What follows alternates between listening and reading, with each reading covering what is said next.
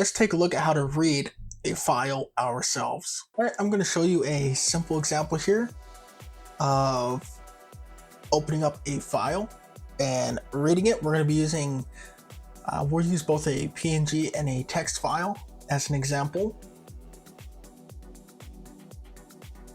All right, so just to run this, I'm going to go ahead and just create a control node here, give it a script, doesn't really matter. Just need this to use it. I'm going to save. Cool. Give it a process because we're just going to need the ready function here for this. And we're just going to call our function in there. All right. Now, every file on your computer, whether it's an image file, audio, PDF, text, it's just bytes at the end of the day. And there's nothing special about them until we, or rather the computer, interprets them. So instead of using Godot's helpers that automatically decode things for us, we're gonna open up a file manually, read the raw bytes to inspect what's inside. So we're gonna open the file, read the size, grab the byte data, and print the first 16 bytes in hex to our screen. And I'll tell you why in a moment when we get to it. And then we're going to try interpreting it as text. All right, so let's go ahead and jump into the code. What we're going to do first is let's create our function. So I'm just going to call this inspect file. All right. And this is also going to take an argument. Of course, what are we going to inspect, right? All right, now, there are two ways we can go about this. I'm going to go ahead and just copy the long version in here. Okay, of course, it would... Whoops, I am pressing all kinds of buttons. Let's go ahead and pull that in. So if the file is null, it's going to push an error and return.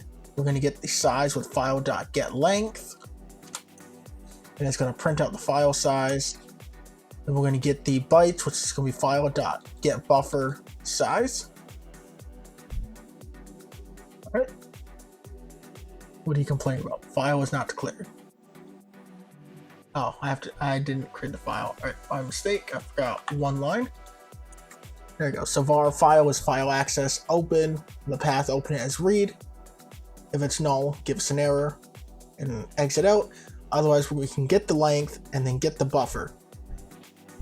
This is the long way to do this, just to get the data in the file that we're opening as bytes. So you can do it this really long way if you prefer. Otherwise, what we can do instead is get rid of all of this. This var is going to be our bytes. So we file access dot get file right there as bytes and pass the path in. So that whole block that we just had can be condensed down to just this.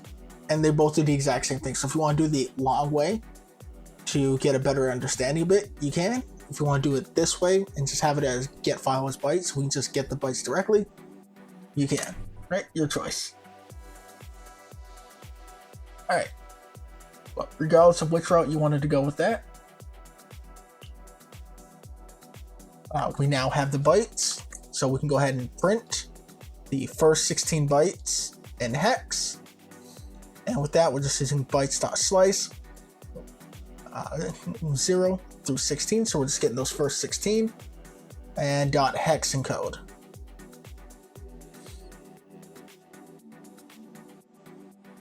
All right, so if we stop there and we go ahead and run that and we take a look at the output here, what do we have? Well, nothing, because we didn't actually call anything. We're smart. All right, we'll go ahead and put that in there, and just give me one moment to create a file. So I went ahead and just added a PNG as well as a text file. So we're going to start with the text. Text just has hello world printed inside of it.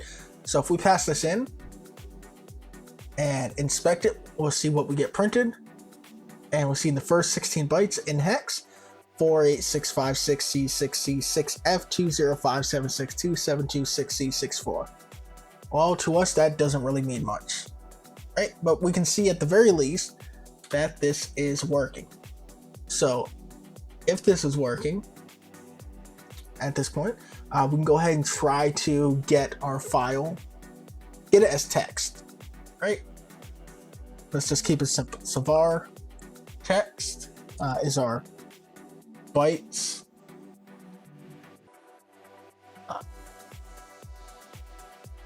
our variable get string from UTF-8,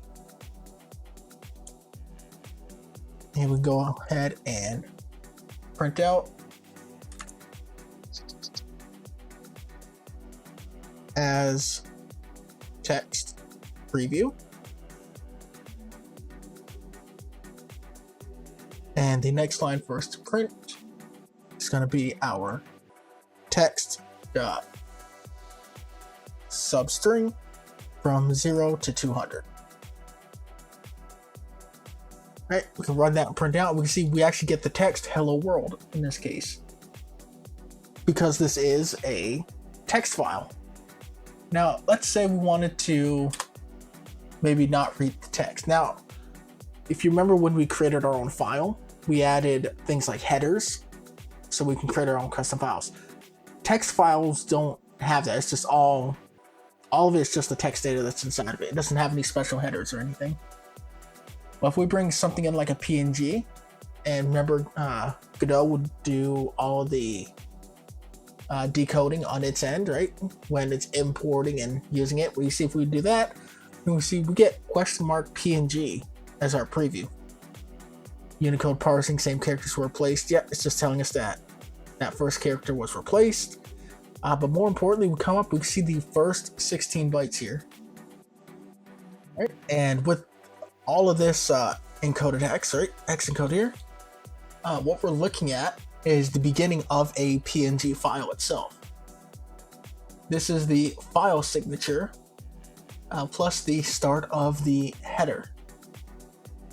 All right, now this is the official PNG signature, and every valid PNG file in the world starts with the exact same 8 bytes. Right? It's like a fingerprint for PNG files. And since this is so documented, so well known, right? All these headers and everything is out there, so any program can easily know what they're looking for in order to open up and use the data inside of a PNG. So if we translate this from the beginning, right? So our 89504E47, right? And continue 0D, 0A, 1A, and 0A again, right? So right there, that's the fingerprint that we're referring to here. And as being the signature, if we translate this part to ASCII, this portion right here, this gives us PNG. And that's what we're seeing down here when we translate that, right? Capital P, capital N, P, capital G.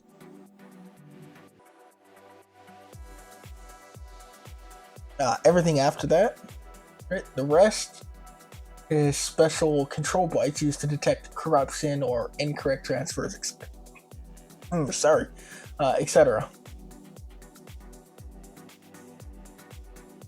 What we're seeing here, we have all these zeros, and that just shows us the next chunk is 13 bytes long, and then we have our 49484452. That's ASCII for, in this case, it's the IHDR, because PNG actually has more data that goes in between of everything before we can get to the actual information. By information, just mean like the actual like color data and all that. The IHDR actually contains the image's width, height, the bit depth, and the color type. So effectively just all the core metadata that describes how the image should be interpreted. So no matter what file you're going to read, everything is going to be structured, and there is a Wikipedia out there you can go ahead and take a look at, and you will see all the headers for so many different file types. And it's by going through things like this that I was able to create my Krita, KRA file importer. Now, in the case of Krita, it's more of a container. So if you were to change the .kra to just .zip, you can actually open that up and you can see the files that are inside of it. And that's kind of how we know that it is just a container at the end of the day. Whereas something like a PSD, right, it's not a container. Right? So a Krita file is going to be easier to go and get through, right, to get what we want. Whereas a PSD, we're going to be working with the raw bytes like you see here with the PNG, and have to get through all that to find the information. So a PSD would have the header, the color mode data, the image resources, then we'd have the layer and mask info, and the image data. Right, so that image data is right at the end, but you have to get through everything else first. Now, some of this information you'll find online. Some things will be proprietary, and you'll just have to, I guess, explore and take a look at on your own. This is also getting way too long, so I'm just going to go ahead and end this here. That's kind of your basics there for getting into reading different file types, especially if Godot doesn't support them and you want to use them.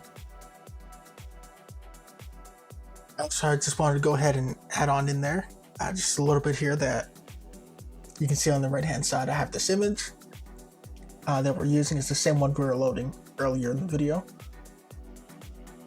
But I went ahead and I just got an if statement just to make sure that we have an IHDR, right, section in our code here. So I'm just going to go ahead and grab the width bytes by just slicing out the section of data that is associated with the width and the height. And remember, all this stuff is available online for a lot of files. Now, here we have to do a little bit of conversion. And I know looking at it, you see the double arrows, that might be a little weird. This has to do with shifting bytes, and that goes into definitely, I would say, a lower level, more advanced topics. But you see with this, once we get all the information out, right, and we print it, you see we've gotten the width and height from reading the byte data of our PNG. So if we were to keep this up, we'd be able to get all the information we need and then display that on screen without Godot doing all the decoding and that for us.